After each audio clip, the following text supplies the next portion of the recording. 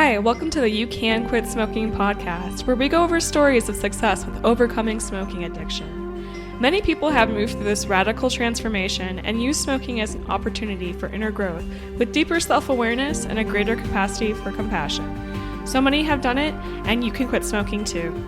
I'm your host, Jesse Hartnett, founder of Honor Your Heart.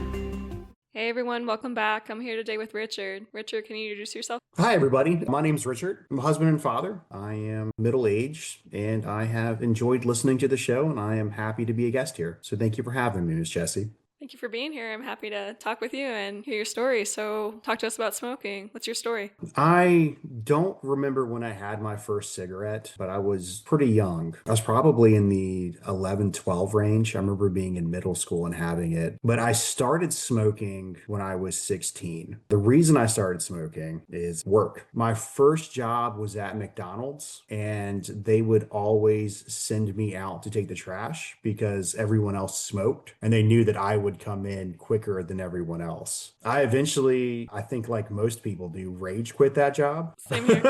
Yep. Anybody who's been in the fast food, either you have or you have seen somebody just be done and just leave. But my second job was at a Taco Bell. So I was 16, maybe 17. If you were a smoker, you got extra breaks. So I decided everyone around me smoking. My mom smokes. All of my friends smoke. All of my aunts and uncles smoke. Most of my cousins did. Why not? I started smoking at work, and eventually that went from just smoking at work to just being a smoker. And truth be told, I had a lot of fun with it. I found a lot of community in it. The thrill of knowing which gas station to go to just so I could buy cigarettes or beer for that. Eventually that turned into getting to know people at the gas station. And I think that's a relationship a lot of smokers have, going into their favorite gas station, talking to whoever it is behind the counter that you see every morning or however often you buy your cigarettes. That's how I ended up smoking. And I smoked for, it was a good 11 years. Quitting, it was a challenge. Like just about everybody, I lied to myself about quitting. I lied to other people. I rationalized when I was going to quit, how I was going to quit. But the motivating factor behind it was ultimately my children. My wife didn't like smoking. She didn't want me to be smoking around her. So I smoked at work. I smoked when she was gone. When my kids were born, I knew that I never wanted them to see me smoke. And so I never smoked around them. Yeah, there was a lot that went into it, but I found myself dealing with some pretty deep depression. It's a tough subject to approach, but I'm a veteran. I was a first responder. I worked EMS, worked as a firefighter. I got exposed to a lot of things. And then before that, I grew up in a pretty abusive household, and I was homeless for a little while. When you're homeless, when you're 17, 18, you get into a mindset of grinding and pushing forward, and no matter what happens, you just have to keep moving forward. And cigarettes were part of that. It helped me stay awake at night. It helped me take a minute to myself whenever I was upset about something. That mindset eventually led me to a pretty dark place. I was out of the military. I was dealing with some injuries. I went to the VA for help, and I hadn't signed up for the VA healthcare. So when I walked in, they told me I wasn't a real veteran, and I was just kind of flabbergasted by this whole thing. Yeah. And I realized right then and there that I had lived through a lot of things. I shouldn't be alive, but I survived a lot. And depression wasn't what was going to get me. So I decided that am I the type of person that I need to be? And am I getting the right help that I need to get? So I started to address my mental health, and then I started to address my physical health. I ended up going to therapy. The first therapist I talked to, she was my age, and she was a veteran specialist. I don't think she'd ever talked to a veteran a day in her life. I remember like at the end of the first session, she looked scared, and I was just like, there's no way. And so I fired her, so to speak, and I shopped around, finally found a therapist that I could talk to that seemed like she knew what she was doing. She helped me start dealing with a lot of the trauma I had dealt with in the past, and that helped me to recognize that I don't need cigarettes. And so I was able to put them down. I think that story is amazing, and I just want to thank you for sharing vulnerably. It sounds like you've been through some rough things, and that facing those parts of ourselves that we don't want to deal with is, I think, very effective in helping us overcome these addictions when we're looking outside of ourselves instead of looking within, and it can be very painful. And so I just admire you for doing that work. Were you able to just quit smoking on one try? What did that kind of look like? Is that something that you wanted for a long time? I quit smoking probably 4 times. The first time I quit smoking, I was forced into it. So it's when I joined the military, I went through basic training and it was 3 months and I was smoke free. I wanted to get in better shape, put myself in a better position. But when I finished that 2 month long process of joining the military and being in basic training, when I got to the fire academy, the very first thing I did was try to celebrate with a cigarette. That's when I recognized that I didn't actually want to quit. One of those things where you're kind of lying to yourself about wanting to do it. That's kind of where my mind was. Didn't really have your heart in it. No, it wasn't there. And then I tried quitting when my daughter was born. So she was born 2013 and I quit for quite a while. I switched over to vaping for a little bit and I was off cigarettes and vaping for about a month and a half. And then I don't remember exactly what happened, but there was a problem with the in-laws and it was an incredibly stressful situation. And I went back to my crutch of smoking. One cigarette turned into a pack. Next thing you know, I'm smoking again. That stretch there is probably a couple of months smoke free, if you include vaping as smoke free. And then the final nail in the coffin was COVID. Before we jump back into the show, I have an important announcement for those of you considering a permanent shift. I want to talk to you about personal coaching. As we look ahead to 2026, I'm planning some incredible expansions to my one-on-one program to help you quit smoking for good. And because of this, the investment for personal coaching packages will be increasing starting January 1st. If you've been listening to these stories and realizing that you're ready to commit to the deep, personalized work required to finally move on from smoking, this is your chance to lock in your coaching at the current 2025 rate. Don't wait until New Year. Start your transformation now and save. You can find the link to book a free connection call and learn more in today's show notes. Now, let's get back to the episode. So I had decided that I'm only going to smoke at work. And so I wasn't smoking at home and I was only smoking for a portion of the day. COVID hit, the children came home and I was just like, okay, well, that's it. There's no place for me to smoke. And so now I'm off. And that was, I guess it's been 5 years now. You kind of got pushed into that situation where you had to make a choice. And I mean, truth be told, I love smoking. I hate what it did to my body. The rationally insane side of every smoker. You know it's bad for you, but it's something that you enjoy doing. A lot of us enjoy doing, I should say. And so that was there. And then in that process of during COVID quitting, I realized one thing that I didn't actually know how to meet people outside of smoking. Aside from some people I knew like in high school and stuff like that, like just about everybody I knew I've met through smoking. And still to this day, most of the people I know either are smokers or were smokers. So I started doing a lot of reading. I decided that the type of person I wanted to be wasn't a smoker. And the type of person I wanted to be is somebody who would read. And so I started reading a few self-help books, which by the way, anybody listening to this, be careful with self-help books. Some of them are kind of culty and they try to get you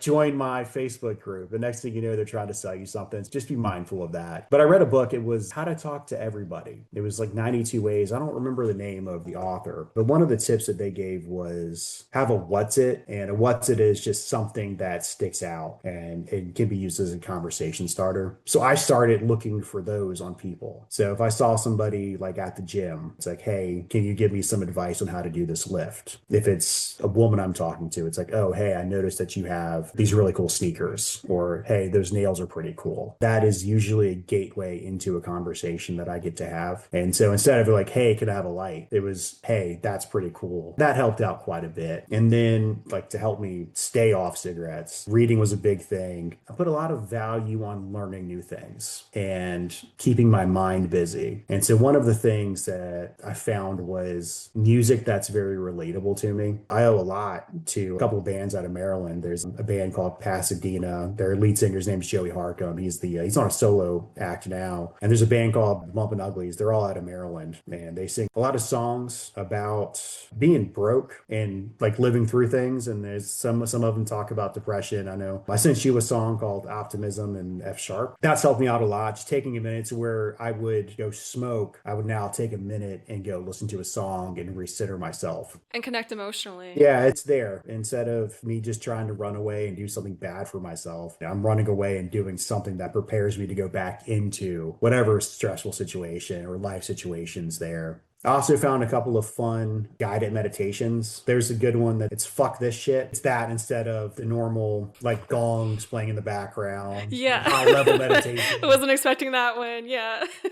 And that's something that I can relate to. It's seeing people who were like me or familiar that seem like they're relatable, and listening to what they've gone through has helped out quite a bit. And so that's one of the ways I've been able to help stay off it and then replace cigarettes with something semi-productive anyway. Do you still have cravings, or are you over them? I still do. We've got a school situation going on right now. There's probably a week where I was like, okay, I know my neighbor smokes. Let me just go like, hey neighbor, how are you doing? Do you mind if I get one off of you? But I've gotten to the point where I'm no longer doing that. So the last cigarette I had, it was probably 3 or 4 years ago. I'd quit smoking for probably a year or two. Somebody close to me had passed away, and I went and bought a pack of cigarettes, and I took 2 of them out and I threw the pack away, which was a very dangerous game for me to play because I know that I come from a long line of addicts, and when we start something, that's usually our personality. All in, yeah. I smoked those 2 cigarettes. I felt like shit. My lungs hurt.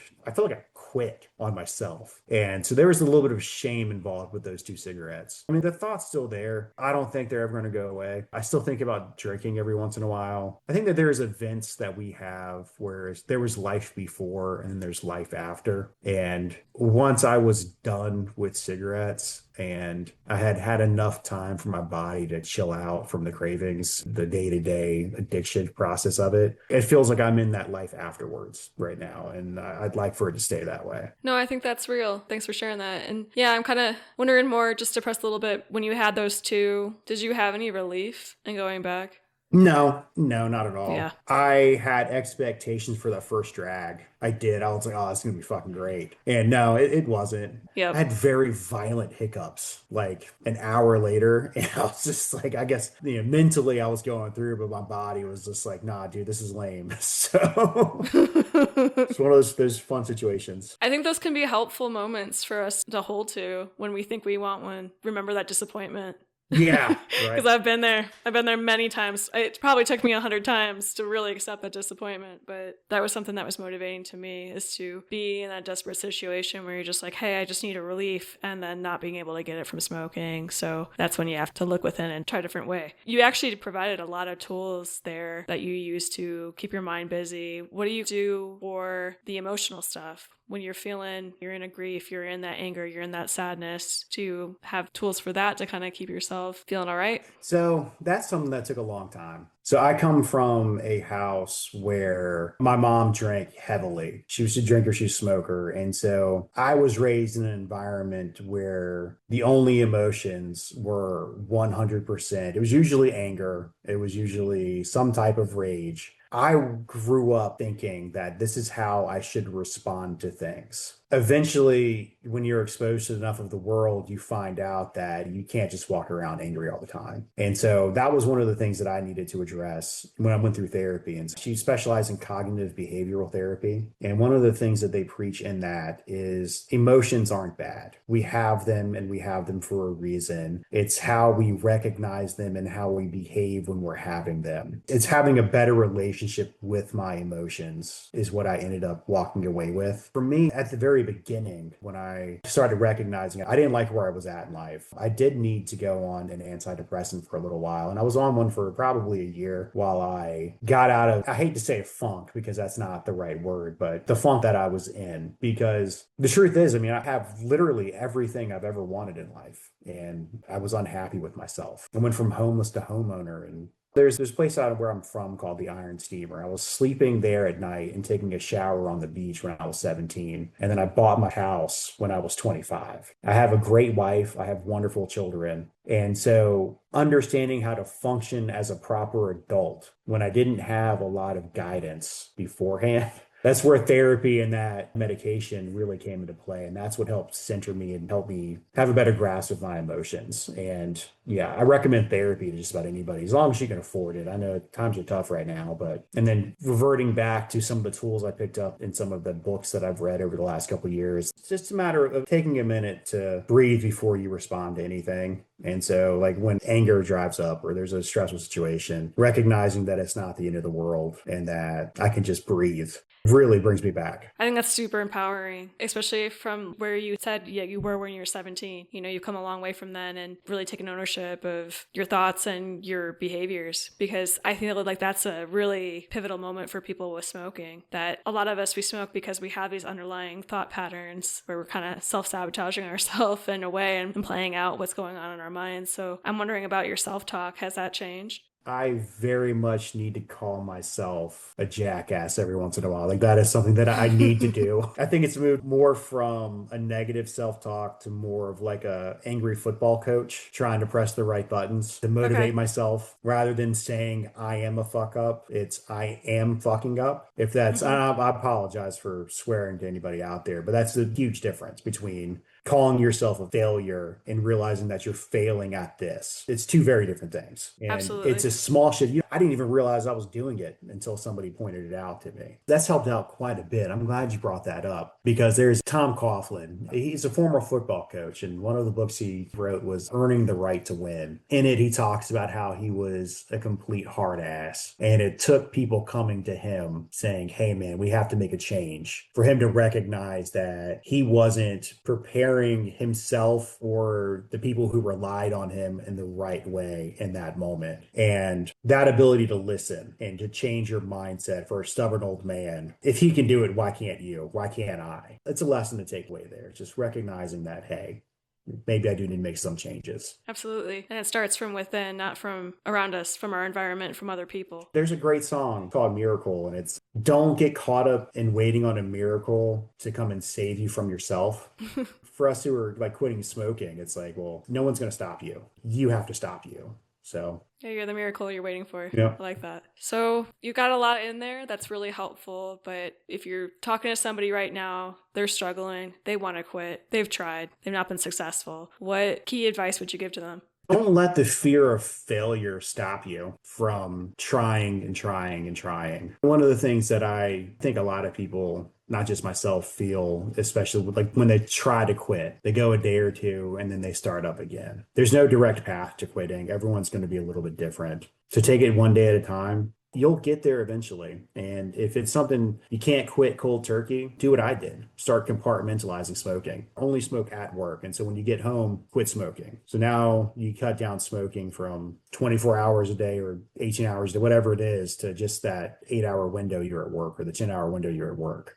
And then, whenever you're ready, cut that part out. Something else you can try doing is changing your habits as well. So like when I quit, I could no longer go to the same gas station because I knew as soon as I walked in, the lady or the guy behind the counter would give me the pack of cigarettes I was going to buy because they knew I was showing up to buy cigarettes. Small thing, switching to a different gas station, just so you're not in the habit of buying something there, is something that would probably help out with people. Helped me out quite a bit. Yeah, that's solid advice. Thank you. And I just want to thank you for coming on and speaking from your heart, telling us what you went through. Because I know that's not easy, but we all need to hear different stories because we identify with different pieces of it. And just thank you so much for sharing your wisdom and your time with us. So I will say before we go, I've really enjoyed listening to your show, hearing people go through the exact same thing. It's quite amazing. It's quite powerful. I know that I haven't had a candid conversation about quitting or the irrational stories you tell yourself about quitting with any of my friends who have quit before. And that's probably something I should do. But hearing other people talk about it, it's nice knowing we're not alone. Yeah, and I love it. I love talking with people about it. There's something so connecting about it that we all kind of did this crazy thing to ourselves, but we went through to the other side and found out who we really are. And there's just something that's so powerful in that and deep in that. I talk about it in my work as quitting smoking as an initiation. It's like you've been through it, and then part of that initiation is you come back to the community. So it's all us that have been through it. Yeah. We have a bond here, so it's awesome. You're hearing people talk about like quitting weed and then quitting drinking at the same time. I think so many of us, we've all been there. I think because we're all smokers, we know a community of smokers. Thank you for what you're doing. I love it. Thanks for coming on here and for listening. All right, everyone. Take care. See you next week. Hey, you made it to the very end. If you're listening, you likely heard my announcement earlier and you're seriously considering change. Don't let this be just another thought. I know that you can move past your deepest blocks and fully enjoy your life without relying on smoking anymore. I'm ready to support you through the tough stuff in coaching. Remember, prices are going up after the new year, so please book a free connection call now to secure the current rate. You'll find the link in the show notes. Thanks for listening.